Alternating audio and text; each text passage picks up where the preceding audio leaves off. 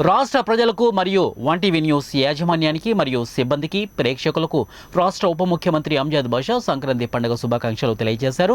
రాష్ట్రంలో ఉండే ప్రజలు సుఖ సంతోషాలతో ఉండాలని, రైతులందరూ పాడి పంటలతో సుభిక్షంగా ఉండాలని ఆయన ఆకాంక్షించారు. అందరికీ నమస్కారాలు.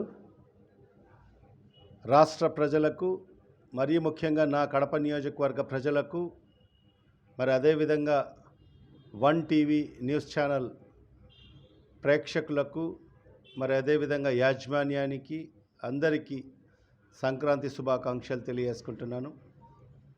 మరి ఈ సంక్రాంతి ప్రతి ఒక్కరి జీవితాల్లో వెలుగు నింపాలని చెప్పి మరి ఆ భగవంతుతో కోరుకుంటున్నాను. ఈ రాష్ట్రం సుభిక్షంగా ఉండాలి. ఈ రాష్ట్రంలో ఉండే ప్రతి రైతు సోదరుడు మంచి పంటలు పండాలి, పండిన పంటలకు మంచి గిట్టుబాటు ధర లభించాలి.